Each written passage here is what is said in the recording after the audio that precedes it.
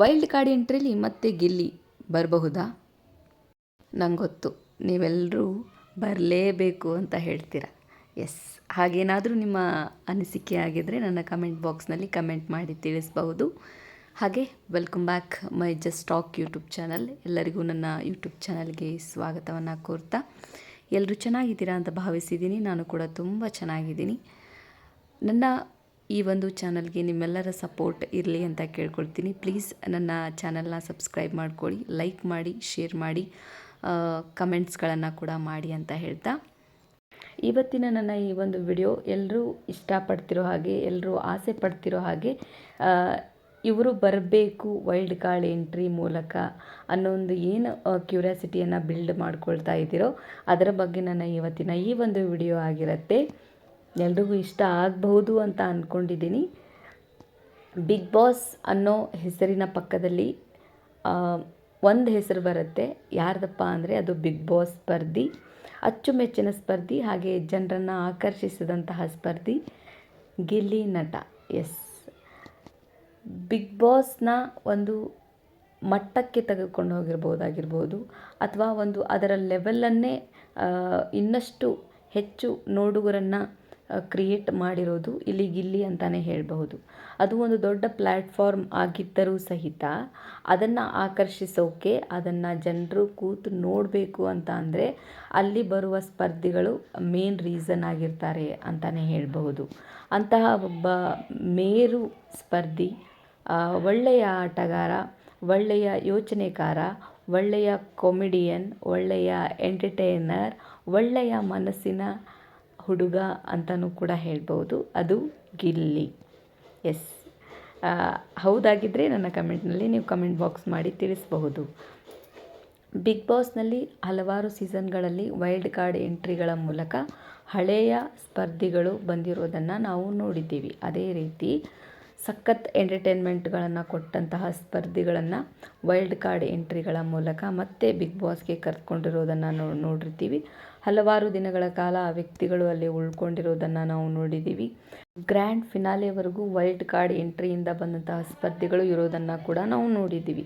ಅದೇ ರೀತಿ ಜನರನ್ನು ಎಂಟರ್ಟೈನ್ಮೆಂಟ್ ಮಾಡೋಕ್ಕೆ, ಹಾಗೆ ಜನರು ಬಹು ನಿರೀಕ್ಷೆಯನ್ನು ಇಟ್ಟುಕೊಂಡಿರೋದ್ರ ಬಗ್ಗೆ, ಹಾಗೆ ಜನರ ಒಂದು ಒತ್ತಾಯದ ಮೇರೆಗೆ ಬಿಗ್ ಬಾಸ್ ಒಂದು ತಂಡ ಅಂತಹ ಸ್ಪರ್ಧಿಗಳನ್ನು ಕರೆದುಕೊಂಡು ಬರಬಹುದು ಅನ್ನೋ ಒಂದಿಷ್ಟು ಅನಿಸಿಕೆಗಳು ಕೂಡ ಎಲ್ಲರಲ್ಲೂ ಕೂಡ ಮೂಡಿದೆ ಅಂತಲೇ ಹೇಳ್ಬೋದು. ಅದೇ ರೀತಿ ನಾನು ಕ್ಯೂರಿಯಸ್ ಆಗಿ ಕಾಯ್ತಾ ಇದ್ದೀನಿ ಅಂತಲೂ ಹೇಳ್ಬೋದು.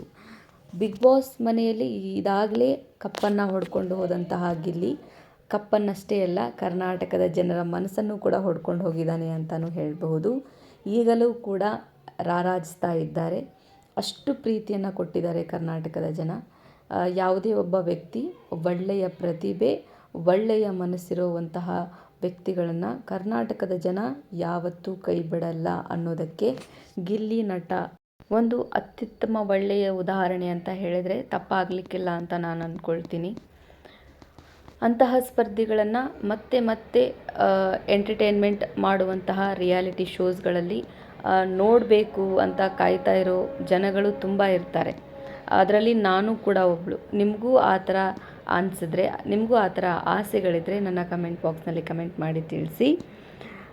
ಈ ಒಂದು ಕಮೆಂಟ್ಸ್ಗಳ ಮೂಲಕ ಅಥವಾ ನಿಮ್ಮ ಒಂದು ಒತ್ತಾಯದ ಮೇರೆಗೆ ಮತ್ತೆ ಆ ಒಂದು ಬಿಗ್ ಬಾಸ್ ಪ್ಲ್ಯಾಟ್ಫಾರ್ಮಲ್ಲಿ ನಾವು ಗಿಲ್ಲಿನ ನೋಡುವಂತಹ ಒಂದು ಅವಕಾಶ ಸಿಗಬಹುದು ಅನ್ನೋ ಒಂದು ಸಣ್ಣ ಆಸೆ ಅಷ್ಟೆ. ಎಸ್, ಅಂತಹ ಅದ್ಭುತವಾದ ಮನೆ ಇರಬಹುದು, ಅಥವಾ ಮನೆ ಎಷ್ಟೇ ದೊಡ್ಡದಾಗಿರಬಹುದು, ಅಲ್ಲಿ ಎಷ್ಟೇ ಸವಲತ್ತುಗಳು ಸಿಗಬಹುದು, ಅಲ್ಲಿ ಎಷ್ಟೇ ಸ್ಪರ್ಧಿಗಳು ಇರಬಹುದು, ಆದರೆ ಒಳ್ಳೆಯ ಆಟಗಾರ ಇರೋದು ತುಂಬ ಮುಖ್ಯ ಆಗತ್ತೆ. ಅದೇ ರೀತಿ ಕಳೆದ ಸೀಸನ್ನಲ್ಲಿ ಹಲವಾರು ಡಿಫ್ರೆಂಟ್ ಸ್ಪರ್ಧಿಗಳನ್ನು ನಾವು ನೋಡಿದ್ದೀವಿ. ಅಂತಹ ಸ್ಪರ್ಧಿಗಳನ್ನು ಮತ್ತೆ ನಾವು ನೋಡ್ತೀವೋ ಇಲ್ಲೋ ಅನ್ನೋದು ಇಲ್ಲಿ ಬಿಗ್ ಚಾಲೆಂಜ್ ಬಿಗ್ ಬಾಸ್ ತಂಡಕ್ಕೆ ಅಂತಲೇ ಹೇಳ್ಬೋದು.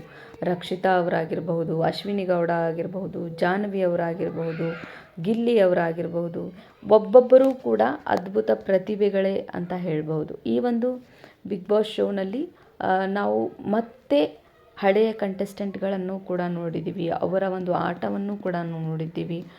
ಗೆಸ್ಟ್ ಆಗಿ ಬಂದು ಅಲ್ಲೇ ಉಳ್ಕೊಂಡಿರೋದನ್ನು ಕೂಡ ನಾವು ನೋಡಿದ್ದೀವಿ. ಅದೇ ರೀತಿ ಗಿಲ್ಲಿಗೂ ಕೂಡ ಒಂದು ಚಾನ್ಸ್ ಸಿಗುತ್ತಾ ಅನ್ನೋದನ್ನು ನಾವು ಕಾದು ನೋಡಬೇಕಾಗಿದೆ. ಅಂತಹ ಒಂದು ಚಾನ್ಸ್ ಇದ್ದರೆ, ಅಂತಹ ಒಂದು ಚಾನ್ಸ್ ಸಿಕ್ಕರೆ ಮತ್ತೆ ಗಿಲ್ಲಿಯವರು ಬರಬಹುದಾ ಅನ್ನೋ ಒಂದು ಕ್ವಶನ್ ಮಾರ್ಕ್ ಕೂಡ ನಮಗೆ ಸಿಗತ್ತೆ.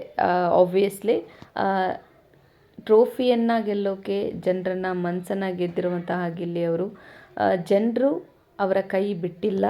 ಜನರಿಗೋಸ್ಕರ ಅವರು ಮತ್ತೆ ಬರುವ ಸಾಧ್ಯತೆ ಕೂಡ ಇರುತ್ತೆ. ಹಲವಾರು ಪ್ರಾಜೆಕ್ಟ್ಗಳಿದ್ದರೆ, ಸಿನಿಮಾಗಳಿದ್ದರೆ ಬರದೇನೂ ಕೂಡ ಇರಬಹುದು.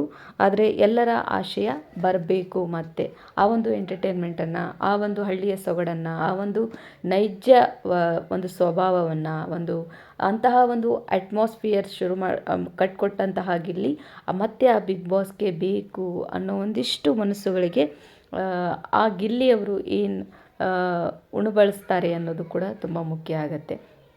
ಅವರು ಬೆಳೀತಾ ಇದ್ದಾರೆ, ಮುಂದೆ ಅಪ್ಕಮಿಂಗ್ ಸಿನಿಮಾಗಳನ್ನು ಮಾಡ್ತಾ ಇದ್ದಾರೆ, ಒಳ್ಳೆ ಪ್ರಾಜೆಕ್ಟ್ಗಳನ್ನು ಮಾಡ್ತಾ ಇದ್ದಾರೆ ಅಂದರೂ ಕೂಡ ಅದು ಒಂದು ಒಳ್ಳೆಯ ವಿಷಯವೂ ಕೂಡ ಹೌದು. ಆದರೆ ಬಿಗ್ ಬಾಸ್ ಪ್ಲ್ಯಾಟ್ಫಾರ್ಮ್ಗೆ ಅವರು ಯಾವ ರೀತಿ ಸಮಯ ಕೊಡ್ತಾರೆ ಅನ್ನೋದು ತುಂಬ ಕೂಡ ಮುಖ್ಯ ಆಗುತ್ತೆ.